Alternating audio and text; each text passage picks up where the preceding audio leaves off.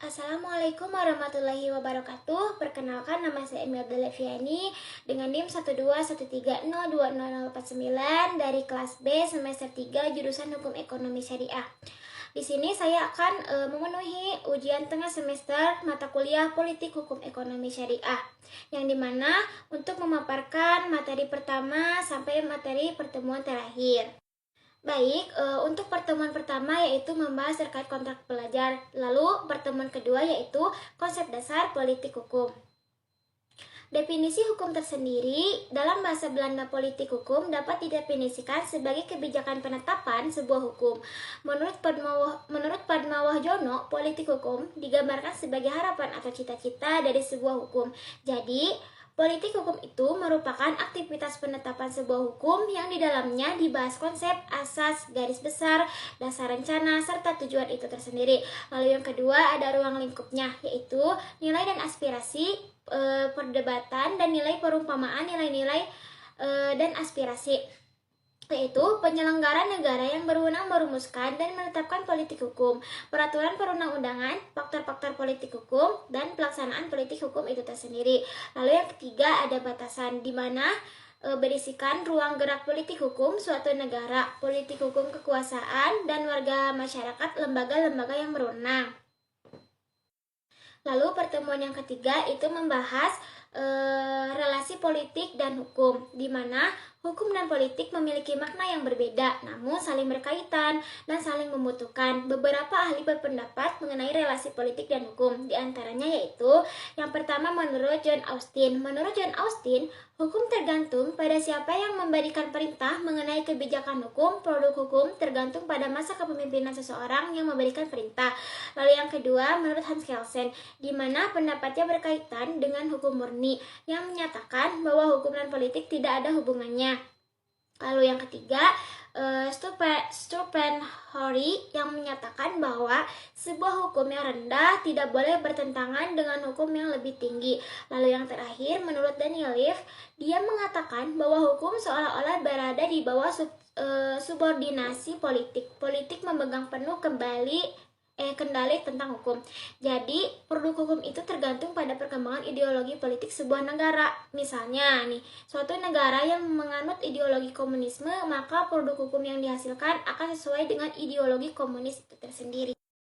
Lalu pertemuan keempat membahas sejarah politik hukum, di mana politik hukum sudah ada sejak lama, tepatnya pada zaman Romawi kuno. Pada masa Romawi dan Eropa, hukum sudah lama dikenal, namun ilmu politik hukum dapat dikatakan hal yang masih baru. Namun sebenarnya pada sejarah sudah dikenal cukup lama. Saat abad ke-19, hukum yang sangat berkembang itu adalah hukum perdata. Seiring perkembangan zaman, dari waktu ke waktu mulailah muncul perkembangan masyarakat, maka hukum pun ikut berkembang sehingga hukum bersifat dinamis dan bisa dikatakan berpindah mengikuti perkembangan zaman. Namun, untuk menyesuaikan dengan perkembangan zaman, hukum juga harus memiliki relasi yang kuat untuk memudahkan hal tersebut. Sejarah politik hukum pun dilatar belakangi oleh adanya kegelisahan serta ketidakpuasan para teorisi dan sarjana hukum terhadap metode pendekatan atau penemuan hukum yang selama ini dipakai. Maka sejarah politik hukum itu dibagi menjadi dua, yaitu yang pertama hukum implisit dan eksplisit. Nah, yang pertama secara implisit itu menunjukkan bahwa politik hukum itu telah ada sejak zaman dahulu dengan adanya bukti-bukti tokoh yang menjadi pencetus politik hukum, yaitu Avedron. Lalu yang kedua secara eksplisit, yaitu dijelaskan bahwa politik hukum itu jelas dan ditegaskan oleh tokoh-tokoh ilmuwan yang membuktikan berupa buku yang dibuatnya. Lalu pertemuan kelima yaitu pemikiran politik hukum Islam, di mana Ibnu Taimiyah dalam bukunya yang menjelaskan bahwa istilah politik hukum Islam itu disebut sebagai siasat syariah karena pengaplikasian dari Marsalah yang mengatur tentang kesejahteraan manusia dengan hukum yang ketentuannya tidak termuat dengan syarak. Selama ulama mendefinisikan bahwa politik hukum Islam itu sebagai perluasan peran penguasa untuk merealisasikan kemaslahatan manusia itu tersendiri. Lalu ada 4 pandangan Ibnu Taimiyah pada politik itu. Yang pertama adalah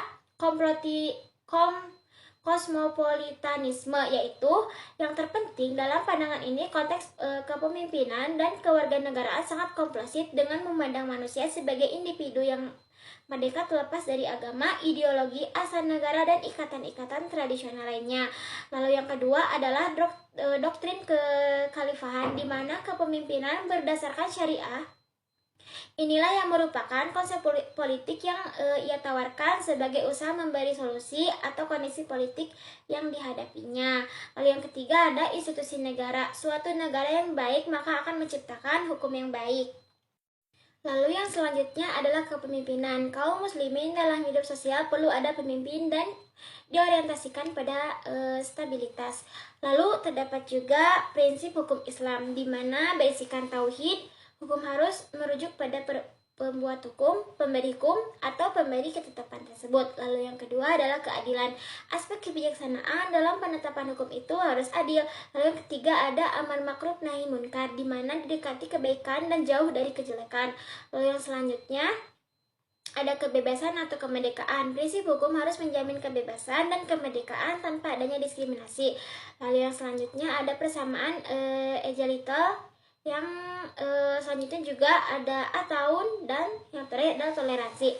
Lalu ada juga asas hukum Islam. Yang pertama yaitu asas nafyul haraji, yang meniadakan kepicikan, dalam arti bahwa hukum Islam dibuat dan diciptakan itu berada dalam batas-batas kemampuan yang mukallaf. Lalu yang kedua ada asas kilati taklif, yaitu tidak membahayakan taklifi. Artinya hukum Islam itu tidak memberatkan pundak mukallaf dan tidak menyukarkan.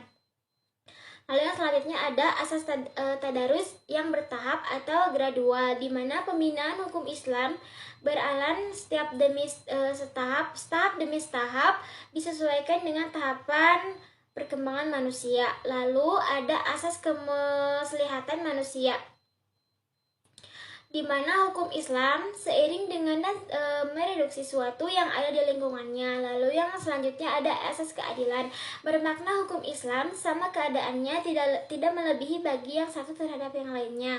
Lalu yang selanjutnya ada asas estetika, artinya hukum Islam memperbolehkan bagi kita untuk mempergunakan atau memperhatikan segala sesuatu yang indah. Lalu yang selanjutnya ada asas urf. Hukum Islam dalam penerapannya senantiasa memperhatikan adat kebiasaan suatu masyarakat. Lalu yang selanjutnya ada asas syara, di mana menjadi taziat Islam, hukum yang diturunkan secara mukmal, memberikan lapangan yang luas kepada para filsuf untuk beritihad dan guna memberikan bahan penyelidikan dan pemikiran dengan bebas, dan supaya hukum Islam menjadi elastis sesuai perkembangan peradaban manusia. Lalu ada pertemuan ke-6, itu membahas sifat hukum sebagai objek kajian politik hukum. Yang pertama ada fakultatif, yaitu hukum yang tidak wajib ditaati dan sifatnya tidak mengikat. Lalu yang kedua ada imperatif, yaitu lawan dari fakultatif, hukum yang wajib ditaati dan sifatnya memaksa.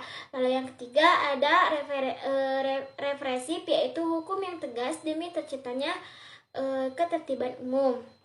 Lalu yang selanjutnya adalah pertemuan ke-7, yaitu membahas sifat hukum sebagai objek kajian politik hukum, di mana yang pertama adalah progresif. Hukum yang bersifat mengedepankan aspirasi masyarakat, dan karakter-karakter ini seperti mengikuti perkembangan aspirasi masyarakat, bergerak dalam proses perubahan, mendorong peran politik, dan menekankan kehidupan yang lebih baik lagi. Lalu yang ketiga adalah otonom, sifat hukum yang berada di pertengahan, tidak seperti progresif dan tidak juga seperti responsif.